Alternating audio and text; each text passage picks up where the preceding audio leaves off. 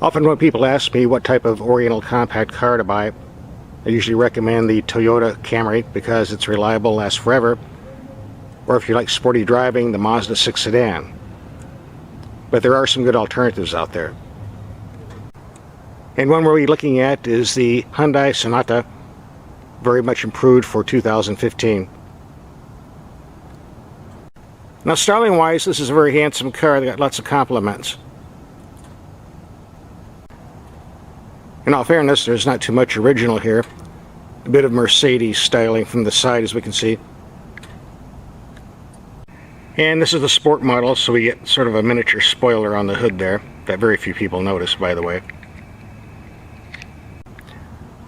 Now, the base price on a Sonata runs around $23,000. I did notice that some dealers, at the time I was doing this video, had some strippers for $18,000. This one was a wee bit more. For starters, we had the Sport 2.0 turbo model. We'll talk about that engine a little bit later, but getting back to the price, which climbed to $34,460. Just a wee bit more than the base, I see. Okay, let's see what we're buying here. $28,575 for the Sport model, and it includes a long list over here on the left that's too long to read.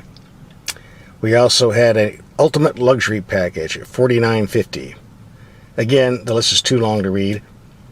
Just things like heated rear seats, automatic high beam adjust. You get the idea. But this is what gets me. After all this going up to $34,000, they want to charge us an extra $125 for floor mats. Come on, people. Let's get serious here. Look, if you're paying $5 grand for an ultimate luxury package, I think it's ludicrous to be charged an extra $125 for a floor mat. I mean, come on. Is there really another Hyundai Sonata out there with a 34 grand price tag that got cheated out of their floor mats? Really, no. But that's what car companies do. It's like an addiction. Oh well. Now, the base engine is a 2.4 liter, putting out 185 horsepower, getting 24 to 35 miles per gallon by the EPA ratings. This sport car has a tiny 2.0 turbo, putting out 245 horsepower, 260 pounds-foot of torque at 1,350 RPM, and rated at 23 to 32 miles per gallon. I've been driving mostly in the city and getting 22.5, which is so far matching the EPA estimates. The only transmission offered is a 6-speed automatic with paddle shifters. For those environmentalists minded who want to save the planet, there's supposed to be a 1.6 Eco Turbo engine putting out 177 horsepower at 28 to 35 miles per gallon, but I don't have any more information on that. And it was my choice. I'd rather have this turbo anyway. Since we're popping hoods, we can look at this big giant trunk. It's listed at 16 cubic feet plus. And a lot more under there if you want to take the spare tire out. Now, the Korean brands have done a great job of copying all the best features of Japanese cars over the years, so you're not going to find too many flaws inside. And the design of this particular vehicle is very nice, with good materials and workmanship. And I'm sitting in the back seat and have plenty of headroom. Moving up, there's a very nice gauge cluster that's very easy to read. Paddle shifters on the steering wheel where they belong. We get large knobs for the sound system and climate control the way it should be. Very easy to use this. The center console is big enough. Now, in all fairness, the glove box is a decent size, but in order to use that, you're going to have to get this ridiculously thick owner's manual out and put that stuff in the trunk. Now we're okay. The sun visors slide back and forth to block out the sun. You'd be surprised at the number of vehicles that don't have this feature, even on the expensive luxury cars. This should be mandatory.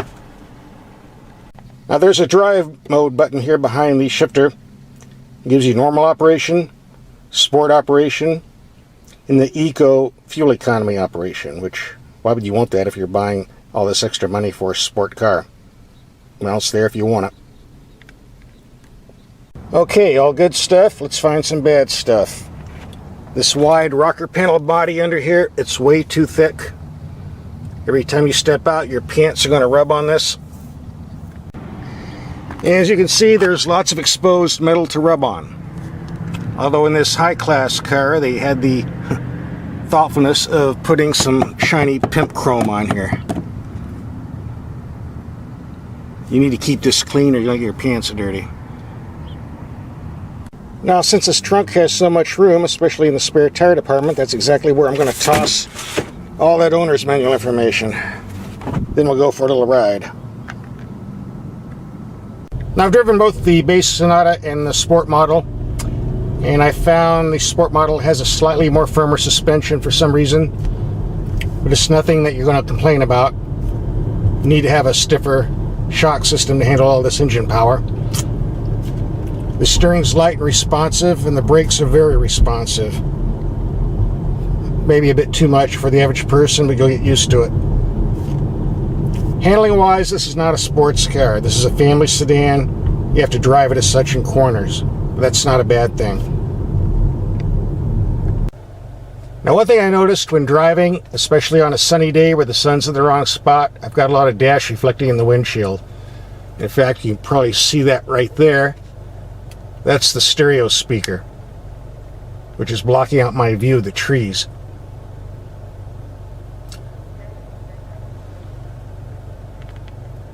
Now, the car publications have listed a 0 to 60 time with this turbo engine is over 8 seconds.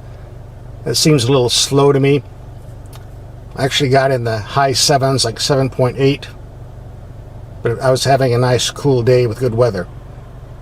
But it's not about 0 to 60 times. It's about throttle response and torque. And this engine certainly delivers. It's got all the power you'll ever really need.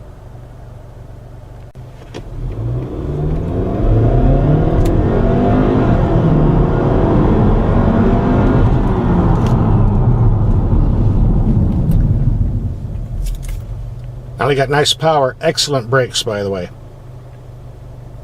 Now, just an experiment, I've heard rumors that on certain Hyundai models, jam radar detectors, and I thought that was ridiculous. So I borrowed a radar detector from a friend, right here. It has been going off every 20 seconds for the past 62 miles. Here's the proof, folks.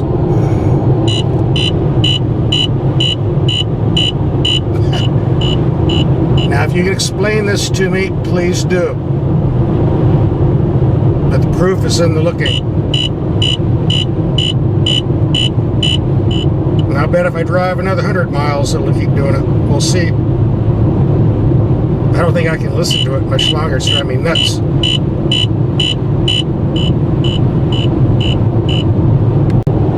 Alright, enough the radar detector. I took it off and put it back in the glove box. I'm not going to listen to that anymore. But as far as driving on the freeway, this turbo has lots of passing power. That's the good news. On the negative side, these tires are making quite a bit of rumbling noise on this rough pavement. I guess you'll get used to it after a while. After all, this isn't a limousine. And I'm looking forward to checking the gas mileage, even though I'm going uphill. I'm suspect I'll still get up near 30. We're climbing steep mountain grades here, and this is where the turbo really comes in handy because I'm passing trucks like they're standing still. Also, the pavement's smoother, so the car's quieted down quite a bit. Well, that's a pun, quieted down quite a bit.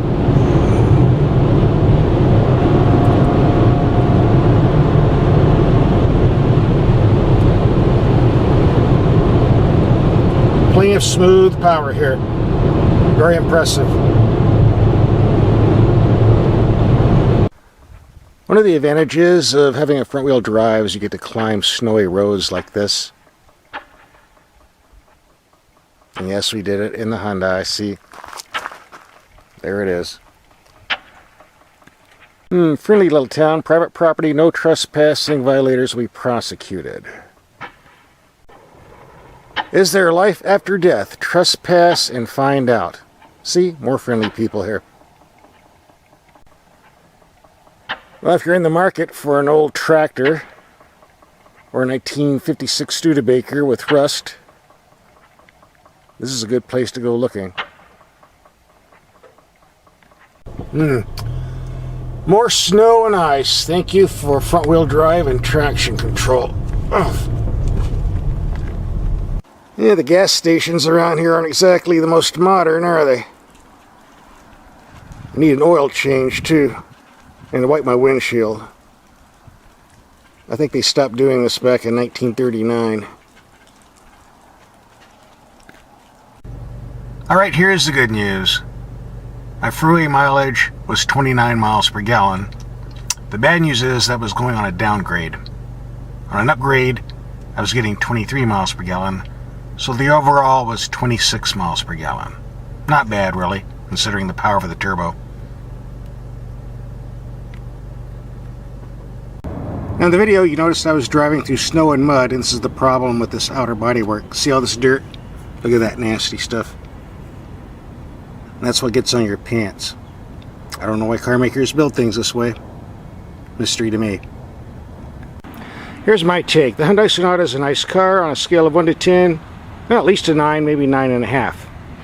If you get one of those discount strippers at the dealer that retail for $23 and sell for $17,999.99, I'd say go for it.